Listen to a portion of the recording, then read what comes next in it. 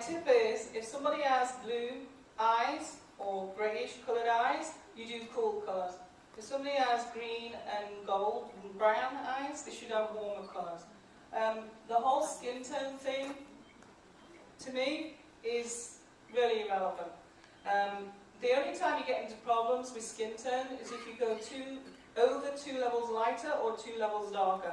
Then you're going to get into issues of skin tone. Okay?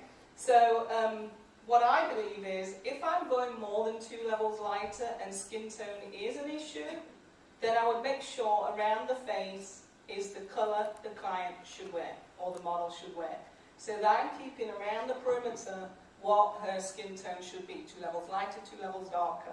I can do whatever I want up here, just like I'm going to do on my model. Yeah?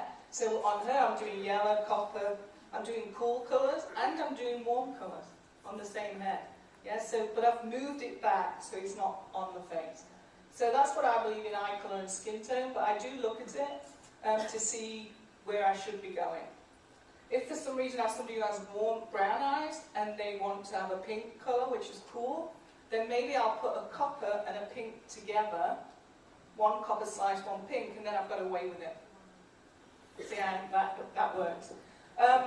Another priority for me is the health of the hair. When I do a photo shoot, I always have to be at the casting. I will never let anybody choose a model for me if I'm not there. And the reason, you know how we are hairdressers, we want to touch the hair. When you touch that hair, you know exactly what it is, right? Looking at it on a picture or a Polaroid or a DVD does not give you that reading. And for me, a lot of people have colour on their hair, models have colour on their hair, so I have to pre-lighten. And I need to make sure that that model's hair or client can handle it, that I can get them where I need to get them. I work for a company that's healthy hair, so I need to make sure the image looks healthy. Nobody wants to see a picture that looks dry, frizzy, right? You want to see beautiful, healthy, shiny hair. So the hair, can I get there? And sometimes I'll tell you this, when I do a photo shoot, I walk into a photo shoot and I have my ideas of I'm going to do these shades here and these shades here, and it comes to pre-lighting. And yes, I can lift her if I want her hair to drop off, right? I can always get her there if I want it in a bag on the floor. But if I want to remain her hair, I've got to stop lightening and to stage because the hair's not getting me there. So I have to change my plan, right? Depending on how it's lifting. So that's important. This is very important, and is can the model or client wear it, carry it? So for example, Damien talks about this in his younger days.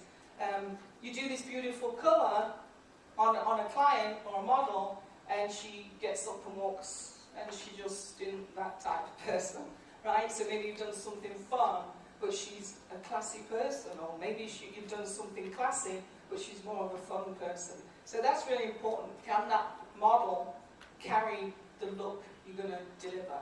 And in my experience in the past, when I first started doing platform work, I used to do all these beautiful colours and bright colours and all that good stuff, and it just didn't look right because it was on the total picture wasn't right. So yeah, I have to consider that.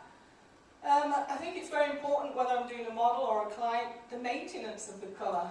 And what I mean about this is, number 1, rinsing, and number 2, retouching it, etc. So maybe I want to do zones. Where am I going to put my zones of colour? Let's say, for example, I'm doing bleach, blonde and black. Right? I would definitely want to put the light on top so that when I'm rinsing, the black's not going into the light, as opposed to putting the black, the blonde underneath, and then I'm rinsing, it's just going to turn grey. So you're going to consider that.